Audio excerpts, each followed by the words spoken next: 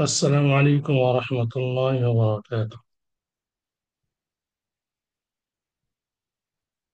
إن الحمد لله نحمده ونستعينه ونستغفره ونؤمن به ونتوكل عليه ونعوذ بالله من شرور أنفسنا ومن سيئات أعمالنا.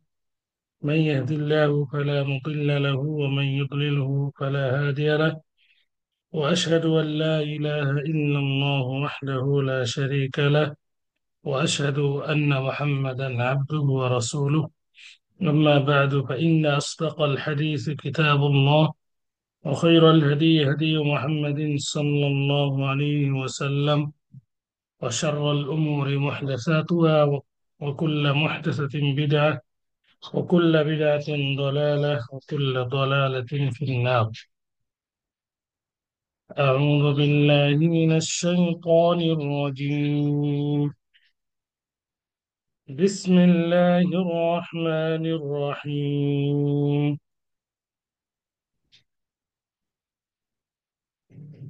لقد جاءكم رسول من أنفسكم عزيز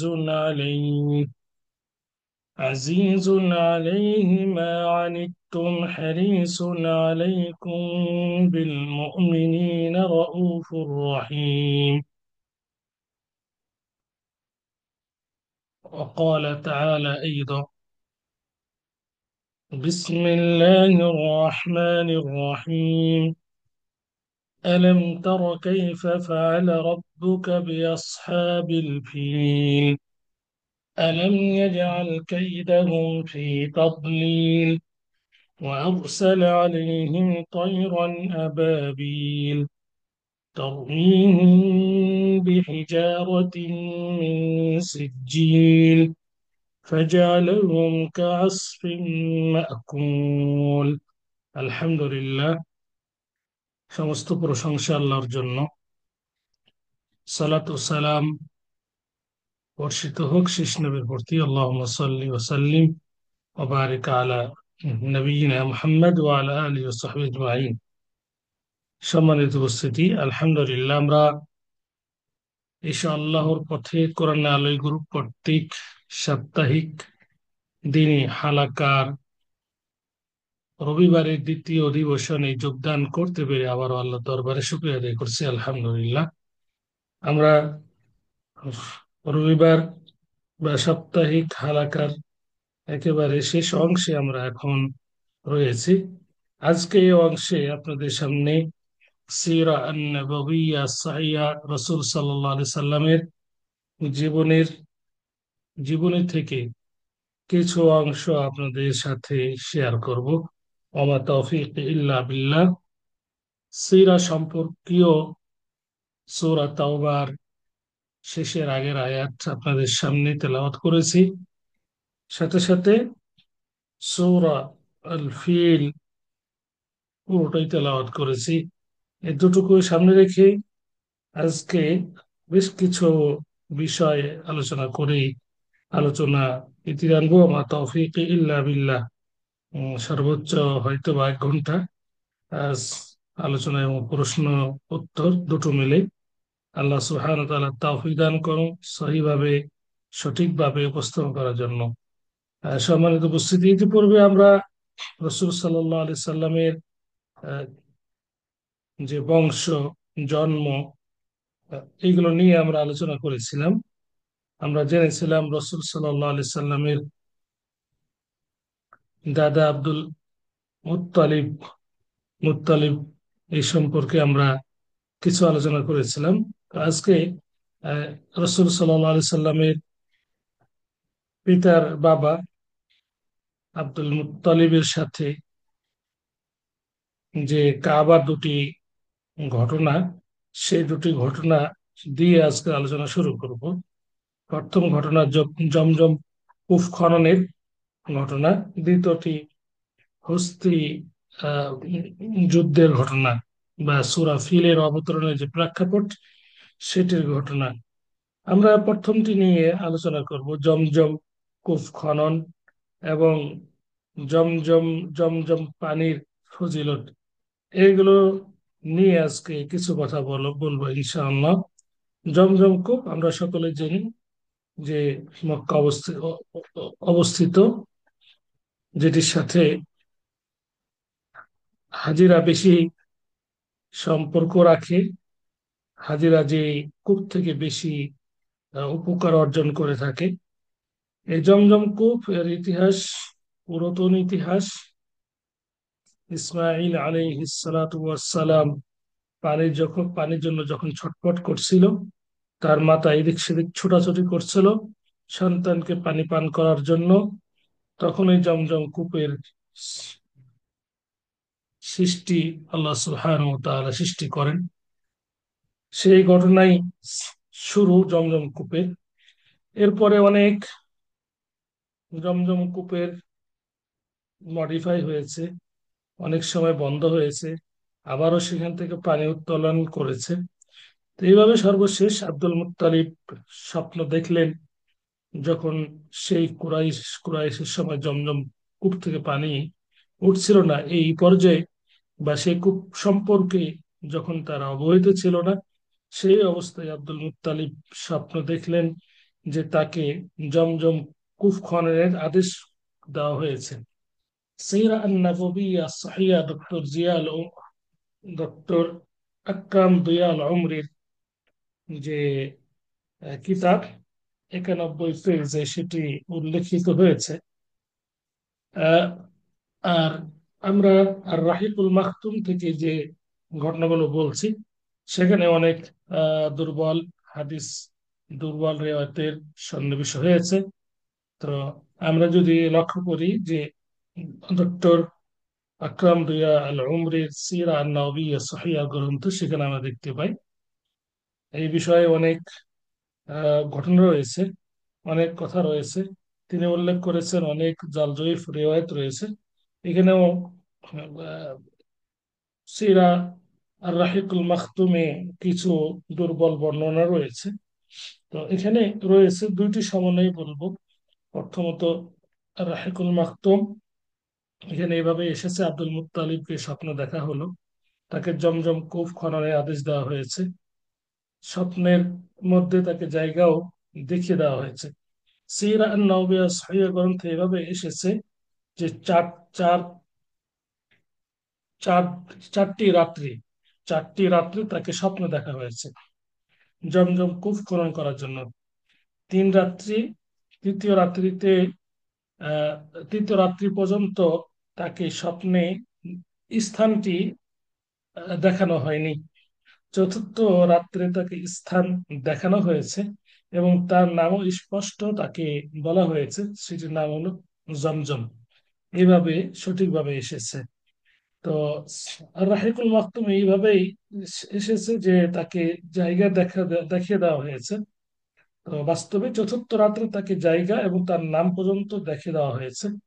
তো এরপরে ঘুম থেকে জাগ্রত হওয়ার পর পর তিনি জমজম কূপ খনন করার কাজ শুরু করেন। জমজম কূপ খনন করার পরপর তিনি বেশ কিছু বিষয় সেখানে দেখতে পান। বিশেষ করে বনু জুরহাম বনু জুরহাম গোত্র মক্কা থেকে চলে যাওয়ার সময় জমজমের ভিতরে বেশ কিছু জিনিস ফেলে রেখে গেছিল। এগুলো তিনি সেখানে দেখতে পান, বিশেষ করে তলোয়ার, তাদের অলংকার এবং স্বর্ণের 2টি হরিণ। আহ, এই বিষয়টি নিয়ে ডক্টর আকরাম দুয়া উমরি তিনি বলেছেন যে এই এই ঘটনাটি আসলে ঠিক নয়, যে এই এবং বা নির্ধারিত এভাবে আহ, মানে প্রমাণিত নেই যে জমজম কূপের মধ্যে তিনি আব্দুল মুত্তালিব বনু জুরহাম গোত্রের এই বিষয়গুলো তিনি দেখেছেন, এটা সঠিকভাবে প্রমাণিত নয়। এজন্য তিনি বলেছেন এভাবে ওয়াম্মাল আসার আল্লাতী زعم أنه عثر عليها في البئر كالغزال كالغزال الذهبي والسيوف القلعية فلم تصح بها الرواية। তিনি বলেছেন যে যে সমস্ত আসারে বর্ণনায় জমজম কূপের মধ্যে পরিত্যক্ত বিষয়গুলো যেমন স্বর্ণের হরিণ এবং তালোয়ার, যে এই পরিত্যক্ত এই বিষয়গুলো পাওয়া যায়, এই রিওয়ার্ড গুলো, বর্ণনাগুলো সঠিক নয়। সর্বোপরি এই এই রিওয়ায়তটি এভাবেই আর রাহকুল মাখতুমের লেখক আল্লামা সফিউর রহমান মুবারকপুরি তিনি নিয়ে এসেছেন। তো দুটি দুটি আহ, স্বর্ণের হরিণ এটি পাওয়া যায়, এবং জরহুম গোত্রের তলোয়ার পাওয়া যায়। আব্দুল মুত্তালিব সেখানে পান। এই যদিও এটি দুর্বল, তবুও আমরা এভাবে বলতে পারি জমজম কূপ খননের যে আদেশ আব্দুল মুত্তালিবকে দেওয়া হয়েছিল, এবং সে কূপের স্থান এবং সেটি নাম, এটি সত্য। সকল তার মুআররিখিন, ঐতিহাসিক বিদগণ, তারা এটি এই মত পোষণ করেছেন। জমজম কূপ খননের সময় আব্দুল মুত্তালিবের সাথে কুরাইশদের ঝগড়া লেগে যায়। তারাও দাবি করে যে আমরাও এই খনন করব, এই জমজম কূপ খনন করব। আহ, কিন্তু আব্দুল মুত্তালিব তাদেরকে নাকচ করে দেন, এইভাবে এই এই কথা বলে যে যেহেতু আমাকে এই কাজের জন্য নির্দেশ প্রদান করা হয়েছে, আমি একাধিকবার স্বপ্নে দেখেছি, তাই আমি একাই কাজটি সম্পাদন করব, আমি খনন করব। কিন্তু কুরাইশরা কোনোভাবে মানতে চাইল না। অবশেষে ফয়সালার জন্য বনু সাদ গোত্রের একজন কাহিনা মহিলা, জ্যোতিষী মহিলার নিকট উম, তারা গেল কুরাইশরা। কিন্তু যাওয়ার যাওয়ার পথেই তারা কিছু নিদর্শন, বিস্ময়কর কিছু নিদর্শন দেখতে পেল। এতে তারা বুঝতে পারলো যে যে এই জমজম কূপের দায়িত্ব আব্দুল মুত্তালিবকে দেওয়া হয়েছে, এটা আমাদেরকে দেওয়া হয় না। এই কারণে বিবাদকারী কুরাইশরা পথ থেকে সরে আসলো, ঝগড়া থেকে তারা দূরে সরে আসলো। আব্দুল মুত্তালিব আহ, এই যে মান্নত করেছিলেন, যে সরি যে আহ, স্বপ্ন দেখেছিলেন, সেই স্বপ্ন মোতাবেক তিনি জমজম কূপকে খনন করলেন।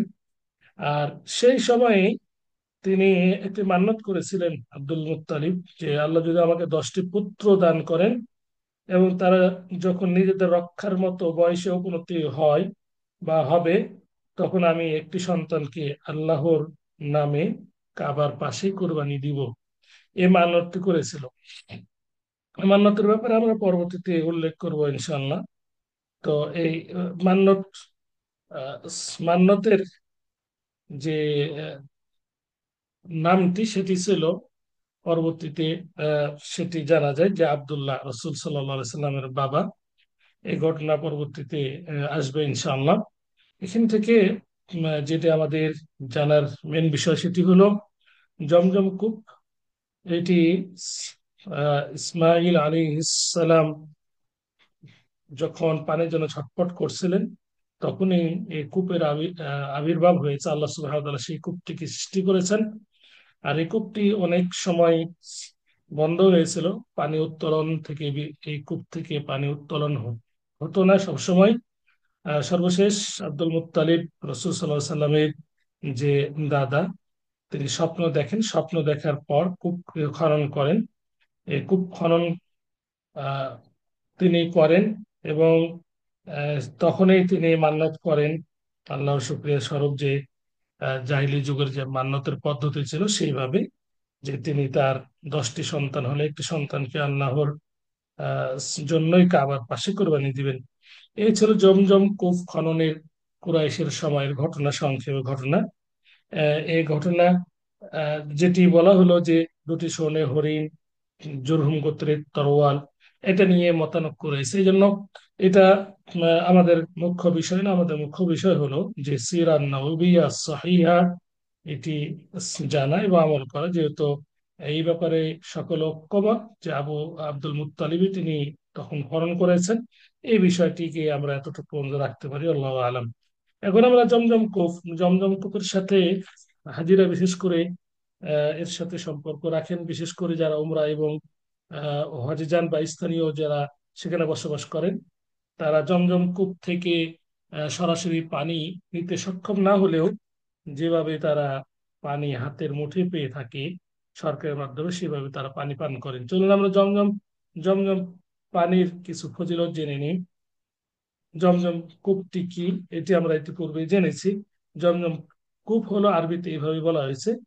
তারা এই কূপটাকে বলে যে আহ, ইসমাইল কূপ, জমজম কূপ।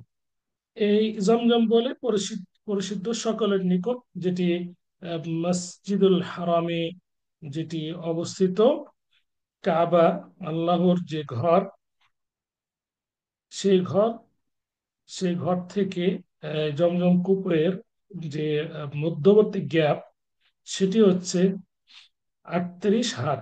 এভাবে লিখেছে আরবিতে, সামানু ওয়া সালাসুনা দিরাআন, 38 হাত। 38 হাত দূরত্ব কাবার ঘর থেকে। আর এই কূপকে সাধারণত আরবরা আগে বীর ইসমাইল বিন ইব্রাহিম আলাইহিম আসসালাতু ওয়াসসালাম বলেই তারা জানতো। প্রসিদ্ধ এটি সকলের নিকট জমজম কূপ, যে কূপ থেকে আল্লাহ রসুল সাল্লাম পানি পান করেছেন। এই কূপের পানির ব্যাপারে স্পষ্ট সহিভাবে অনেকগুলো হাদিস বর্ণিত হয়েছে।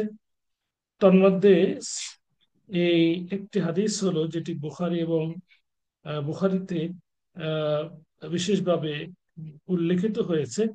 আল্লাহ রসুল সাল্লাম বলেছেন, لما جاء في الحديث الصحيح أن النبي صلى الله عليه وسلم شرب من ماء زمزم। অনুভাবে আরেকটি হাদিস এইভাবে এসেছে, আবু দার আল গিফারি রাদিয়াল্লাহু তাআলা আনহু তিনি বলেন, আন্নান নবী সাল্লাল্লাহু আলাইহি সাল্লাম قال في ماء زمزم إنها مباركة إنها طعام طعم। অপর রিওয়ায়েতে রয়েছে ওয়া শিফাউ সুকমিন।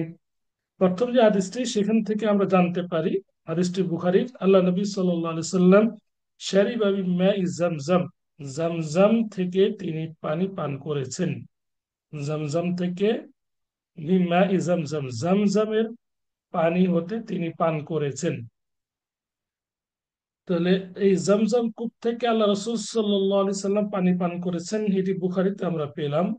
অনুভাবে মুসলিমের সহিহ মুসলিম গ্রন্থের একটি রেওয়ায়তে এভাবে আমরা পাই। হাদিসটি আবু যার আল গিফারি থেকে বর্ণিত। তিনি বলেন, আল্লাহ রাসূল সাল্লাল্লাহু আলাইহি সাল্লাম জমজম পানির ব্যাপারে এভাবে বলেছেন, ইন্নাহা মুবারাকাতুন, নিঃসন্দেহে এটা বরকতপূর্ণ, বরকতময়। নিঃসন্দেহে জমজম, জমজমের পানি বরকতপূর্ণ পানি। ইন্নাহা তুআমু তুমিন, খাদ্যের, খাদ্য গ্রহণকারীর খাদ্য। আল্লাহ রাসূল সাল্লাল্লাহু আলাইহি ওয়াসাল্লাম এভাবে বলেছেন যে খাদ্য গ্রহণকারীর খাদ্য। অনুরূপভাবে ওয়াশিফা ও সাকমিন, রোগের, রোগের হচ্ছে আরোগ্য, আরোগ্য। এই পানিটি বরকতপূর্ণ পানি এবং খাদ্যের সম্পর্ক তথা খাদ্য গ্রহণকারী এটি খাদ্য এবং রোগের এটি শিফা। এইভাবে আল্লাহ রাসূল সাল্লাল্লাহু আলাইহি ওয়াসাল্লাম বলেছেন। স্পষ্ট হাদিস থেকে তাহলে আমরা দুটি জিনিস সেখান থেকে জানতে পারলাম, যে এর পানি বরকতপূর্ণ এবং খাদ্যের সম্পর্ক, খাদ্যের চাহিদা মিটায়। অনুভাবে আমরা জানলাম যে ও যারা রোগী, অসুস্থ, এই পানির মাধ্যমে আল্লাহ সুবহানাহু ওয়া তাআলা তাদেরকে শিফা দেন। দুটো বিষয় অত্যন্ত গুরুত্বপূর্ণ। আমরা জানি যে সাধারণ বা নর্মাল যে পানি, সে পানি দিয়ে খাদ্যের কখনো চাহিদা মেটানো সম্ভব নয়। কিন্তু জমজম পানি এমন একটি পানি, বরকতপূর্ণ পানি, যে পানি খাদ্যের চাহিদা মিটিয়ে দেয়, খাদ্যের চাহিদা মিটিয়ে দেয়। এই পানি পান করার মাধ্যমে মানুষ খাদ্যের চাহিদা মিটাতে পারে। অনুভাবে এই পানির, এই পানির মাধ্যমে আল্লাহ সুবহানাহু ওয়া তাআলা যারা রোগী তাদেরকে শিফা দেন। এই পানি আল্লাহ রাসূল সাল্লাল্লাহু আলাইহি সাল্লাম নিজে খেয়েছেন, বহন করে নিয়েছেন।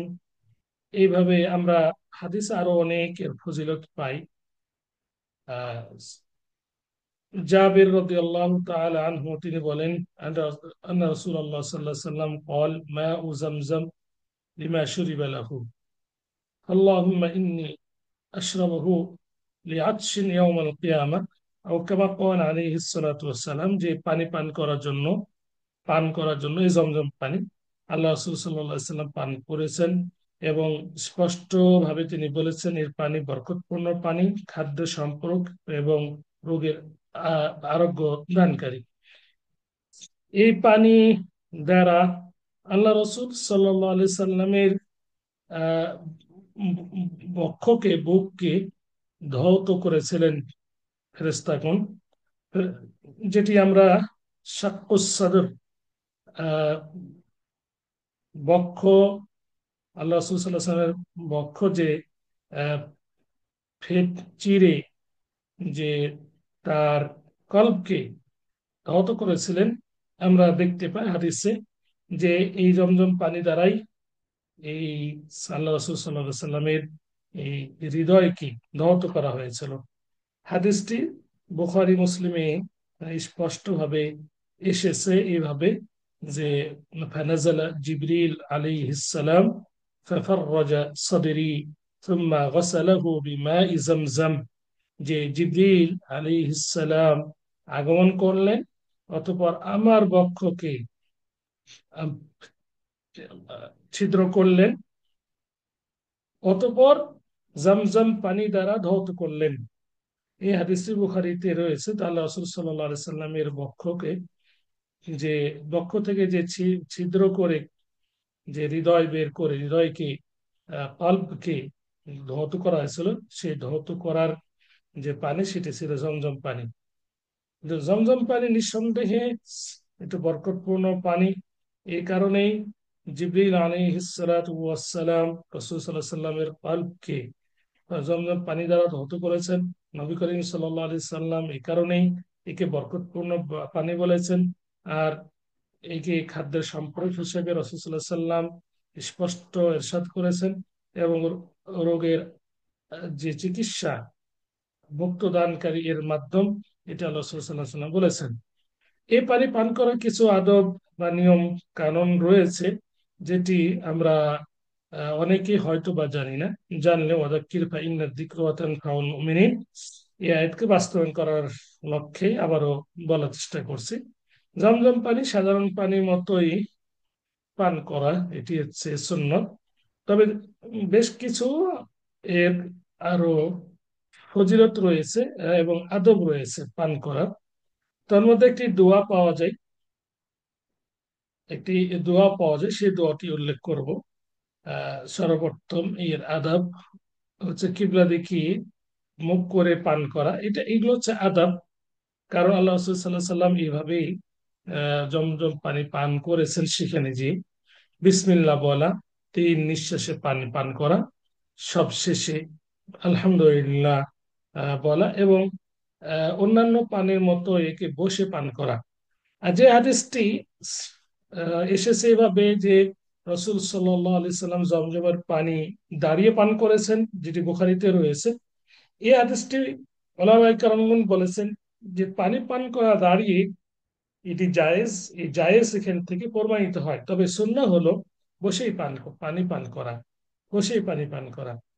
অনুভাবে জমজম পানির পান করা একটি দোয়া ইবনে আব্বাস থেকে বর্ণিত হয়েছে। তিনি বলেন যে ইদা শারিবা মিম্মা জামজাম قال اللهم إني أسألك علما نافعا ورزقا طيبا وشفاء من كل داء। এটি আমরা আসার বলতে পারি, যে আসার বলতে সাহাবাই আব্দুল্লাহ বিন আব্বাসের থেকে যেহেতু বর্ণিত হয়েছে, আসার বলতে পারি।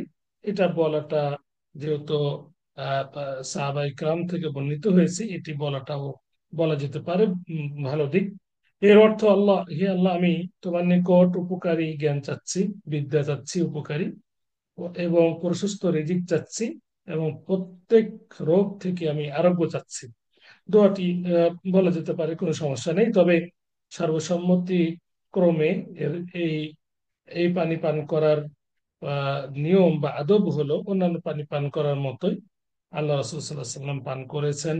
যেভাবে সেভাবে সেখানে যে বিশেষ করে সেখানে অবস্থান করা অবস্থায় সেভাবে পানি পান করা সুন্নত। বিশেষ করে তওয়াফ যখন শেষ হয়, শেষ করার পরে জমজম পানি আহ আল্লাহ রাসূল সাল্লাল্লাহু আলাইহি সাল্লাম পান করেছেন, সেই সময় পান করাটা উত্তম। আল্লাহু আলাম। এর সাথে সংশ্লিষ্ট আরেকটি বিষয়, জমজম পানি সেখান থেকে বিভিন্ন স্থানে বিভিন্ন দেশে নিয়ে যাওয়া। আহ, এই বিষয়ে ওলামায়ে কেরামগণ বলেছেন যে আহ, জমজম পানি সেখানে হাজিরা বা যারা অবস্থান করে তারা যেমন পানি পান করবে, তেমনি ভাবে এই পানিকে অন্য স্থানে অন্য দেশে নেওয়াটাও এটি একটি ভালো দিক। এই মর্মে রসুল সাল্লাহ সাল্লাম থেকেও কিছু রিওয়ায়ত পাওয়া যায়, যেমন তিরমিজিতে একটি হাদিস পাওয়া যায়, হামালা রসুল্লাহ সাল্লাহ আলি সাল্লাম মিনহা, যে এই জমজম পানি হতে আল্লাহ রসুল সাল্লাহ সাল্লাম কিছু বহন করে নিয়েছেন। ওয়াকানা ইয়াসুব্বু আলাল মারদা ওয়া ইসকিহিম, এবং তিনি যারা রোগী তাদেরকে এটি ছিটিয়ে, তাদের উপর এটি ছিটিয়ে দিয়েছিলেন এবং তাদেরকে পানি পান করিয়েছিলেন। এই হাদিস থেকে যদি আমরা এই হাদিসের উপর যদি আমরা আমল করতে চাই, তাহলে আমাদের সেখান থেকে পানি নিয়ে আসা এটি আমাদের জন্য কর্তব্য বা ভালো দিক। এবং এই পানিগুলোকে বিশেষ করে যারা রোগী তাদেরকে দিয়ে দেওয়া, যেহেতু হাদিসে এসেছে আল্লাহ রাসূল সাল্লাল্লাহু আলাইহি ওয়াসাল্লাম পানি নিয়ে এসে রোগীদেরকেও এবং স্থানীয়দেরকে পানি পান করিয়েছেন, এই জন্য এই সুন্নতি কাজটা আমরা করতে পারি। আহ আরেকটি এর সাথে সংশ্লিষ্ট বিষয়, সেটি হলো এই পানি দ্বারা পবিত্র অর্জন করা, এটির হুকুম কি বা বিধান কি। পবিত্র বলতে উযু বুঝাই, কিংবা এই পানি ব্যবহার করার মাধ্যমে নাজাসাত থেকে পবিত্র অর্জন করা, এই দুটি বিষয় আলোচনা করব। এই দুটি বিষয়ের মধ্যে প্রথমটি উযু করা, এটি সর্বসম্মতিক্রমে জায়েজ, করতে পারে, যেহেতু সম্মানিত পানি এবং উযু একটি ইবাদত। আহ, এই মর্মে আমরা একটি হাদিস পাই, হাদিসটি সহিহ বলে ওলামায়ে কেরামগণ মুহাদ্দিসিন কেরামগণ উল্লেখ করেছেন। আফাদা রাসূলুল্লাহ সাল্লাল্লাহু আলাইহি ওয়াসাল্লাম ফাদা বিসিজলিন মিন মাই জামজাম ফাশরিবা মিনহু ওয়া তাওয়াদ্দা। রাসূল সাল্লাল্লাহু আলাইহি সাল্লাম পানি তলব করলেন, জমজম পানি, অতঃপর তিনি সেখান থেকে পান করলেন, উযু করলেন। এখান থেকে আমরা বুঝতে পারি যে এই পানি দ্বারা পবিত্র অর্জন করা এটি জায়েজ, আল্লাহ রাসূল সাল্লাল্লাহু আলাইহি সাল্লাম যেহেতু করেছেন। অনুরূপভাবে এই পানি দিয়ে ইস্তিনজা, কাজ সারা বা প্রস্রাব পায়খানা, যে পায়খানার যে তহারত অর্জন করা সেটি জায়েজ কি নয়, এ ব্যাপারে ওলামায়ে কেরামগণ বলছেন এটি অপছন্দনীয়। এটি অপছন্দনীয়, পানি থাকা অবস্থায় এই পানিটি ব্যবহার করা এটা অপছন্দনীয়। তো কেউ এটাকে হারাম বলেছেন এই মর্মে আমার কাছে এখনো কোনো তথ্য আসে নাই। তবে ওলামায়ে কেরামগণ এটিকে অপছন্দনীয় মনে করেছেন। এটি অপছন্দনীয় যে নাজাসাত, বিশেষ করে প্রস্রাব পায়খানায়, পায়খানা থেকে পবিত্র অর্জন করা এই পানি দ্বারা, এটিকে তারা অপছন্দ করেছেন।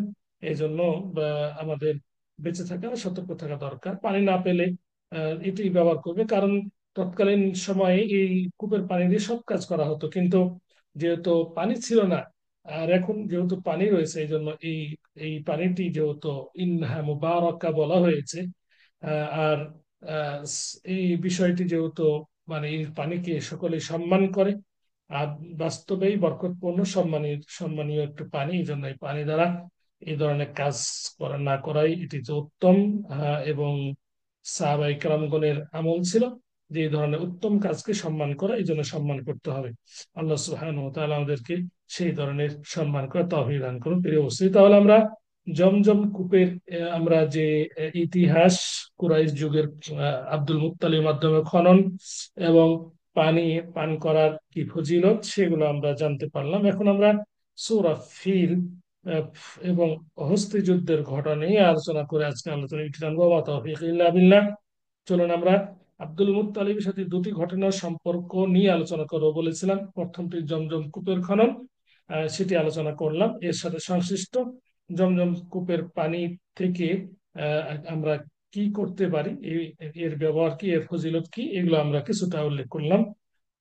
এখন আমরা দ্বিতীয় ঘটনাটি, আমরা হস্তির যুদ্ধের ঘটনা আমরা এটি আমরা উল্লেখ করব।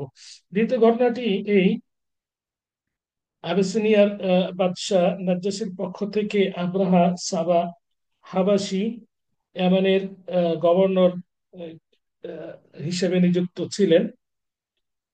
তো আব্রাহা এক সময় লক্ষ্য করলো যে উম, আরব লোকেরা, বিশেষ করে আরব লোকেরা কাবার কাবার ঘরে যে হজ পালন করছে এবং লোকের সংখ্যা বেশি হচ্ছে। এটি দেখে তার হিংসাই হলো। এই দেখে সে ইয়ামানের আহ, স্থান সানাতে, আহ, রাজধানী সানাতে একটি আহ, গির্জা, যেহেতু সে খ্রিস্টান ছিল, আব্রাহা আহ, আহ, যে আব্রাহা সাবাহ যেহেতু খ্রিস্টান ছিল, এই জন্য একটি গির্জা তৈরি করলো, বিশাল করে গির্জা। তো সে চাচ্ছিল যে আরবের লোকেরা যাতে করে আর মক্কা না যায়, সে সনায় আসে। তো আহ, আরবের লোকেরা যখন জানতে পারলো যে আব্রাহা আহ, আহ, আব্রাহা সাবাহ হাবাসি, তো এইভাবে সনাআতে একটি গির্জা তৈরি করেছে, যে কাবায় হজ করা বিরত রাখার জন্য, মানুষকে সনামুখী করার জন্য সনাআতে একটি গির্জা আহ, তৈরি করেছে। তো তাদের মধ্যে এটা অনেকের খারাপ লাগলো। তো তখন তারা অনেকেই মনে মনে অনেক ক্ষিপ্ত থাকলেও বনু কিনানার গোত্রের একজন আহ, এই এই ঘৃণাকে বহিঃপ্রকাশ করে সেই গির্জায় যে সে আহ, গির্জার মেহরাবে পায়খানা করে করে ফেললো।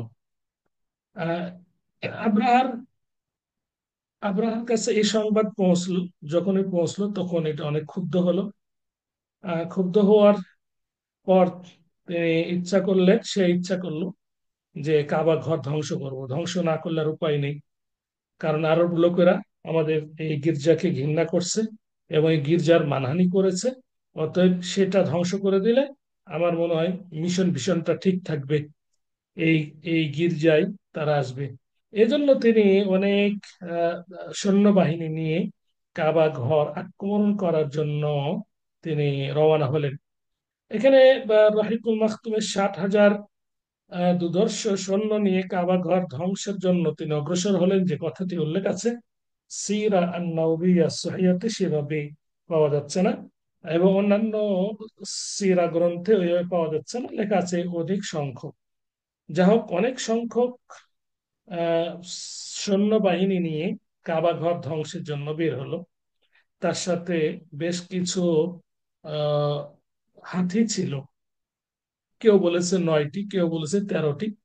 যা হোক, সংখ্যা মেন নয়। যাই ছিল, সে হাতি হাতি নিয়ে এবং অনেক সৈন্যবাহিনী নিয়ে কাবা ঘর ধ্বংসের জন্য আহ ইয়ামান থেকে বের হলেন। যেতে যেতে তিনি মক্কায় প্রবেশ করার চেষ্টা করলেন। মুজদালিফা এবং মিনার মধ্যবর্তী স্থান ওয়াদি মুহাসসার এ নামক স্থানে যখন হস্তি বাহিনী এবং হস্তি বাহিনী নিয়ে যখন তিনি আসলেন, তো তখন আর হাতিগুলো, তার সাথে যে হাতিগুলো ছিল, সেগুলো আর সামনে যেতে চাচ্ছিল না, বসে পড়লো। অনেক চেষ্টা করার পরেও আহ হাতিগুলোকে উঠাতে পারে নাই, সম্ভব হয় নাই। হাতিগুলো সেদিকে যেতেই চাচ্ছিল না, কাবার দিকে জোর করে চেষ্টা করছিল যাওয়ার জন্য। এই সময় আল্লাহ সুবহানাহু ওয়া তাআলা আকাশ থেকে ছোট্ট ছোট্ট পাখি তিনি প্রেরণ করলেন, যাদের মুখে এবং ডানার নিচে পাথর ছিল, ছোট ছোট পাথর, ছোলা বুটের সমান পাথর। আহ পাথর সহ পাখি প্রেরণ করলেন। পাখি তখন এই হস্তি বাহিনীর ওপরে ফেলতে শুরু করলো। আহ, চড়ুই পাখিগুলো ছিল আবাবিলের মতো। এই যে এই শব্দটি বিশেষ করে আহ রাহিকুল মাকতুমে এসেছে, এটি অনুবাদকারীর এটি ভুল, এটি নিঃসন্দেহে ভুল। চড়ুই পাখির আহ, চড়ুই পাখিগুলো ছিল আবাবিলের মতো, উনি লিখেছেন চড়ুই পাখি। আসলে আম, চড়ুই পাখি এর কথা উল্লেখ এভাবে নেই। তবে পাখিগুলো ছিল ছোট ছোট। বলা যেতে পারে চড়ুই পাখির মতো, কিন্তু এখানে লিখে চড়ুই পাখিগুলো ছিল আবাবিলের মতো। এই শব্দটি এটি নিঃসন্দেহে এটি অনুবাদ যিনি করেছেন, খেয়াল করে বা না করে যেটাই হোক, অনুবাদে এটি ভুল। আবাবিল অর্থ ঝাঁকে ঝাঁকে। যেমন তারমি ওয়ারসালা আলাইহিম তয়রান আবাবিল, আমরা একটু পরে সেদিকে যাব অনুবাদের দিকে।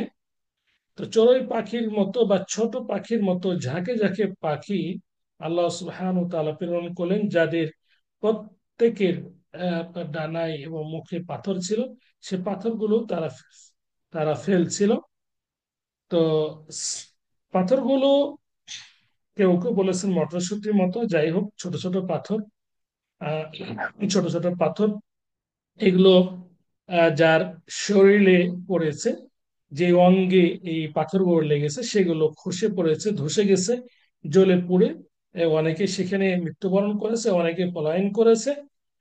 অনেকেই আহ, আহ, অনেকেই সেখান থেকে পলায়ন করতে যেয়ে প্রতিমধ্যে মৃত্যুবরণ করেছে। যেমনটি যে আব্রাহা, এই এই বাদশাহ, তিনি নিজেও এই প্রতিমধ্যে ইয়ামানের যে প্রতিমধ্যেই তিনি আহ, আহ, আহ, ইন্তেকাল করেছেন। বলা হয়েছে, এভাবে এসেছে যে তার কলিজা বের হয়ে ফেটে আহ, সে ইন্তেকাল করেছে, মরে গেছে। তো এইভাবে এই এই ঘটনাটি উল্লেখিত হয়েছে। এই ঘটনার সাথে আব্দুল মুত্তালিবের কি সম্পর্ক? তো এই ঘটনার সাথে সম্পর্ক, আব্দুল মুত্তালিব বাধা দিয়েছিল, যেহেতু রক্ষণাবেক্ষণকারী ছিল আব্দুল মুত্তালিব কাবা। তার হাতিগুলোকে এই আব্রাহার যে সৈন্যদল সেগুলো দখল করে নিয়েছিল, হাতিগুলোকে শুরুতেই। তো আব্দুল মুত্তালিব বলছিল তাদেরকে যে আমার হাতিগুলো ফিরিয়ে দাও, হাতিগুলো ফিরিয়ে দাও। এদিকে তার সৈন্যবাহিনী এবং আব্রাহা বলছিল, তুমি শুধু হাতিগুলো চাচ্ছ আর কাবা ঘর, হ্যাঁ, এ ধ্বংস করার কথা কিছু বলছো না, বা আমরা এখানে আক্রমণ করবো এই কথা কিছু বলছো না। তো আব্দুল মুত্তালিব এই উত্তর দিয়েছিল যে যে আহ, এই এই উটগুলোর মালিক হলাম আমি, ও রব্বুল কাবাতি ইয়াহমিহি, আর কাবার একজন প্রতিপালক আছে, তিনি এর রক্ষণাবেক্ষণ করবেন। হ্যাঁ। তো আব্দুল মুত্তালিব এই জন্য আহ, তার হাতিগুলোকে ফিরিয়ে চেয়েছিলেন, যেহেতু তার অধীনস্থ ছিল, তার উটগুলোকে। তো এই জন্য আব্দুল মুত্তালিব তাদের কাছে বারবার বলেছিল যে আমার এটা ফিরিয়ে দাও, উটগুলো আমাকে দিয়ে দাও। আর কাবা তোমরা, মানে কাবার একজন রব আছে, তিনি এটাকে রক্ষা করবেন। তো এই জন্য এই দ্বিতীয় ঘটনাটি, হস্তি যুদ্ধের ঘটনাটি, এটা আব্দুল মুত্তালিবের সাথে এই সম্পর্ক, যে তিনি যেহেতু রক্ষণাবেক্ষণ করেছিলেন এবং তিনি এই আব্রাহার সৈন্যবাহিনীকে এই কথা বলেছিলেন। তো এই জন্য তার সাথে এই সম্পর্ক। আর তিনি মেন রক্ষণাবেক্ষণ ছিলেন, রক্ষণাবেক্ষণকারী ছিলেন। আব্দুল মুত্তালিবের অনেকগুলো পুত্র ছিল, বিশেষ করে 10 জন। 10 জনের মধ্যে আব্দুল্লাহ ছিল অন্যতম। আমরা সেগুলো নিয়ে পরবর্তীতে আলোচনা করব। এই জন্য আব্দুল আব্দুল্লাহকে জাবিহা জাবিহা বলা হয়ে থাকে। আমরা এই বিষয়টি ইনশাল্লাহ নেক্সট আলোচনা করব। আজকে আমরা হাতির যে সূরা ফিল, হস্তি বাহিনীর সাথে যে যা সম্পর্ক, সূরা ফিল নিয়ে কিছু কথা বলবো, এর শিক্ষণীয় কিছু কথা বলে আমরা আজকে আলোচনা ইতি টানবো। মা তাওফীক ইল্লা বিল্লাহ। সূরা ফিল, ছোট সূরা। এই সূরা, এই ঘটনাকে কেন্দ্র করে আল্লাহ সুবহানাহু ওয়া তাআলা এই সূরাটিকে নাজিল করেন। আহ, এই সূরা, এটা হচ্ছে শিক্ষণীয় একটি সূরা। যারা অহংকারী, বিশেষ করে আব্রাহার মতো যারা অহংকারী, আল্লাহর ইবাদতখানা বাদ দিয়ে নিজে যারা ইবাদতখানা বানিয়ে নেয়, তাদের জন্য এটি শিক্ষণীয়। কিংবা যারা আল্লাহর নির্ধারিত হুকুমকে যারা ফলো করে না, অন্য হুকুমকে ফলো করে, তাদের জন্য এটি একটি বিশেষ শিক্ষণীয়, এবং সর্বোপরি সকলের জন্য একটি শিক্ষণীয় একটি সূরা। সূরা আল ফিল, ফিল অর্থ হাতি, ফিল অর্থ হাতি। এই হস্তি বাহিনীর ঘটনাকে কেন্দ্র করে এই সূরাটি নাজিল হয়েছে। আহ, আল্লাহ সুবহানাহু ওয়া তাআলা ইরশাদ করেন, আউযু বিল্লাহি মিনাশ শাইতানির রাজীম, বিসমিল্লাহির রহমানির রহিম। আলাম তারা কাইফা ফাআলা রাব্বুকা বিআসহাবিল ফিল আলাম ইয়াজআল কাইদাহুম ফি তাদলিল ওয়া আরসালা আলাইহিম তায়রান আবাবিল। এই যেখানে ফিল শব্দ আল্লাহ সুবহানাহু ওয়া তাআলা উল্লেখ করেছেন এই সূরার শুরুতেই, আলাম তারা কাইফা ফাআলা রাব্বুকা বিআসহাবিল ফিল। এই তুমি কি লক্ষ্য করো না যে কিভাবে তোমার রব হাতি বাহিনীর সাথে, হাতিওয়ালার সাথে কি ব্যবহার করেছেন। তো এখানে ফিল শব্দের উল্লেখিত থাকা এই সূরার নামকরণ করা হয়েছে সূরা আল ফিল। রসুল্লাহ সাল্লামের জন্মের 50 অথবা মতানক্য রয়েছে 55 দিন পূর্বে আহ, এই ঘটনা ঘটে, যে খ্রিস্টান গভর্নর আব্রাহা প্রশিক্ষণ প্রাপ্ত যে হস্তী বাহিনী, বিশাল সৈন্য দল নিয়ে যে আহ, কাবা গৃহ ধ্বংস করার জন্য এসেছিল, এবং আল্লাহ সুবহানাহু ওয়া তাআলা পাখি দ্বারা যে তাদেরকে ধ্বংস করে দিয়েছিলেন সে সম্পর্কে এই আলোচনা করা হয়েছে এই সূরাতে। আলোচনা ইতিপূর্বেই সংক্ষেপেই বলা হয়েছে। বিশেষ করে আহ, যে শিক্ষণীয় বিষয় সেটিও উল্লেখ করা হয়েছে। আমরা এখন এর অর্থ আরো কিছু শিক্ষণীয় বিষয় গল্প উল্লেখ করে শেষ করব। আল্লাহ সুবহানাহু ওয়া তাআলা বলছেন, আলাম তারা কাইফা ফাআলা রাব্বুকা বিআসহাবিল ফিল। তুমি কি দেখনি যে তোমার প্রতিপালক হাতিওয়ালাদের সাথে কিরূপ কিরূপ আচরণ করেছিলেন, কিরূপ আচরণ করেছিলেন। আলাম তারা এর অর্থ যদি আমরা লক্ষ্য করি তাহলে আমরা দেখতে পাই, আলাম তাআলাম তুমি কি জানো না, এখানে জিজ্ঞাসা সাব্যস্তের জন্য ব্যবহার করা হয়েছে। অর্থাৎ তুমি জানো, অথবা ওই সব লোকেরা জানে যারা তোমার যুগের। কারণ যেহেতু আল্লাহ রসুল সাল্লাহ সাল্লামের জন্মের কিছুদিন পূর্বেই এই ঘটনা ঘটেছিল, এই জন্য আল্লাহ রসুল সাল্লাহ আলি সাল্লামকে এইভাবে আল্লাহ সুবহানাহু ওয়া তাআলা বলেছেন। আর তৎকালীন সময়ে অনেক ব্যক্তি জীবিত ছিল যারা এই ঘটনাকে আহ, দেখেছেন, যারা স্বচক্ষে দেখেছেন। অনেক ব্যক্তি সেখানে উপস্থিত ছিল, সে সময় ছিল। তাদেরকে উদ্দেশ্য করা বলা হয়েছে যে আলাম তারা কাইফা ফাআলা রাব্বুকা বিআসহাবিল ফিল। তুমি কি জানো না তোমার রব হস্তী বাহিনীর সাথে কি করেছেন, কি আচরণ করেছেন। আলাম ইয়াজআল কাইদাহুম ফি তাদলিল। তিনি কি তাদের চক্রান্তকে ব্যর্থ করে দেননি। আলাম ইয়াজআল কাইদাহুম ফি তাদলিল। তারা যে চক্রান্ত করেছিল কাবা ঘর ধ্বংস করার, সেই চক্রান্ত কি আল্লাহ তিনি ব্যর্থ করে দেননি। ওয়া আরসালা আলাইহিম তয়রান আবাবিল। এরপর আল্লাহ সুবহানাহু ওয়া তাআলা বলছেন কিভাবে তাদের চক্রান্তকে ব্যর্থ করেছেন। আল্লাহ বলছেন ওয়া আরসালা আলাইহিম তয়রান আবাবিল, তাদের বিরুদ্ধে তিনি ঝাঁকে ঝাঁকে, দলে দলে পক্ষিকুল পাখি প্রেরণ করেছিলেন।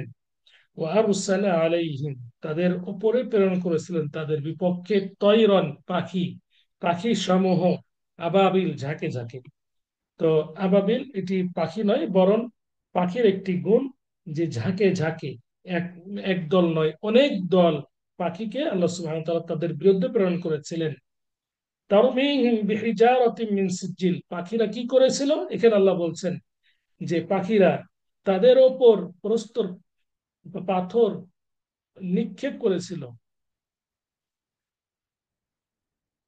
হিজারাতাম মিন সিজ্জিল, হিজারা মানে পাথর, মিন সিজ্জিল পুরা মাটির, মাটি পোড়ালে যে শক্ত হয়, এই শক্তের কথা আল্লাহ সুবহানাহু ওয়া তাআলা বলছেন যে তাদের ওপরে, পাখিরা তাদের ওপরে প্রস্তর কঙ্কর নিক্ষেপ করেছিল, পুরা মাটির পাথর তাদের উপর নিক্ষেপ করেছিল। এই নিক্ষেপের ফলে কি হয়েছিল আল্লাহ সুবহানাহু ওয়া তাআলা বলছেন, ফাজালাহুম কাআসফিম মাকুল, অতঃপর তিনি তাদেরকে ভক্ষিত ভক্ষিত তৃণ সদৃশ্য করে দেন।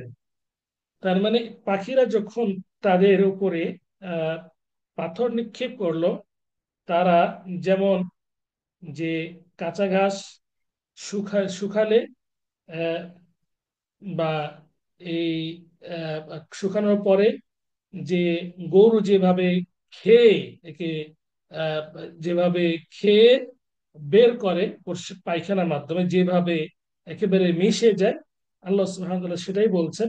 অথবা তিনি তাদেরকে ভক্ষিত যে ঘাসগুলো টুকরো হয়ে যায়, একেবারে ওই ভুসির মতো হয়ে যায়, সেইভাবে আল্লাহ সুবহানাহু ওয়া তাআলা তাদেরকে পিষে মেরেছিলেন।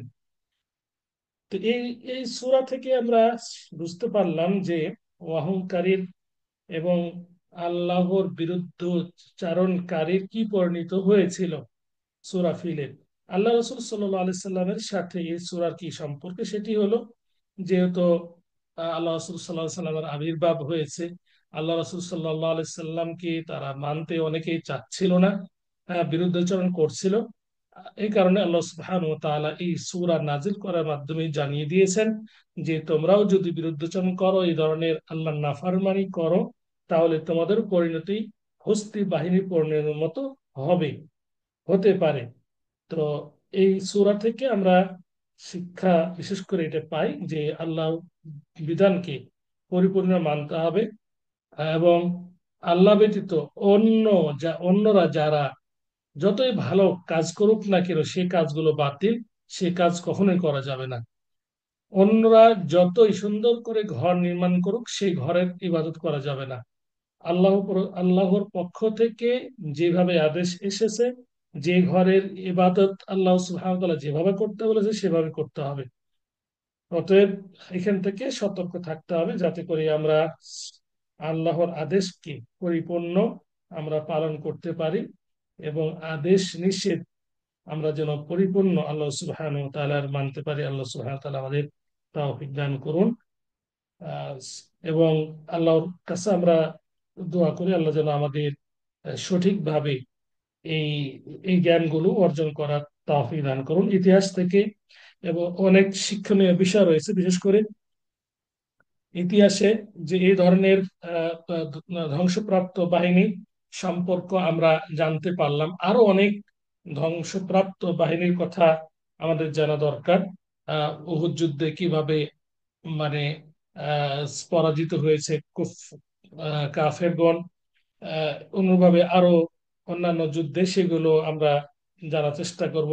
অনুভাবে ইসলামের পূর্বে অনেক ধরনের ঘটনা আছে। নূহ আলাইহিস সালাম, এরপরে ইব্রাহিম আলাইহিস সালামের সাথে কি আচরণ করেছিল, তাদের কি করুণ পরিণত হয়েছিল। অনুভাবে কারণের মূসা মূসা আলাইহিস সালামের সাথে কারণের কি ঘটনা ছিল, আমরা এই ঘটনাগুলো আমরা জানার চেষ্টা করবো। আল্লাহ সুবহানাহু ওয়া তাআলা এই ঘটনাগুলো জানার পর সেখান থেকে শিক্ষা অর্জন করতে তৌফিক দান করুন, আল্লাহ আমিন। ইসলাম বিদ্বেষীরা যতই বড় শক্তিশালী হোক না কেন, আল্লাহ তাদেরকে ধ্বংস করার ইচ্ছা যখনই করবেন, নিমিষে তাদেরকে ধ্বংস করে দিবেন। ইসলাম বিদ্বেষী যারা, আমরাও দেখতে পেলাম আমাদের মানে দেশে, আমাদের বাংলাদেশেও আহ, জালেমের সীমা যখন ছড়িয়ে গেছিল সরকারের, তখন আল্লাহ সুবহানাহু ওয়া তাআলা তাকে মুহূর্তের মধ্যেই দেশ থেকে বিতাড়িত করেছেন। এভাবে যুগে যুগে যুগে যুগে আল্লাহর নাফরমানির করবে, এবং আল্লাহ সুবহানাহু ওয়া তাআলা সেভাবে তাদেরকে শাস্তি দিবেন। আল্লাহ যেন আমরা যেন আল্লাহর প্রিয় বান্দা হতে পারি, আহ কিতাবুল্লাহ সুন্নাতে রসুলের আহ, আমরা আনুগত্য করতে পারি, সেই মোতাবেক জীবন পরিচালনা করতে পারি। আল্লাহ আমাদের তৌফিক দান করুন। আকুলু কওলি হাযা ওয়া আস্তাগফিরুল্লাহ লি ওয়া লাকুম ওয়া লিসাইরিল মুসলিমিন ফাস্তাগফিরু ইন্নাহু হুয়াল গফুরুর রহিম।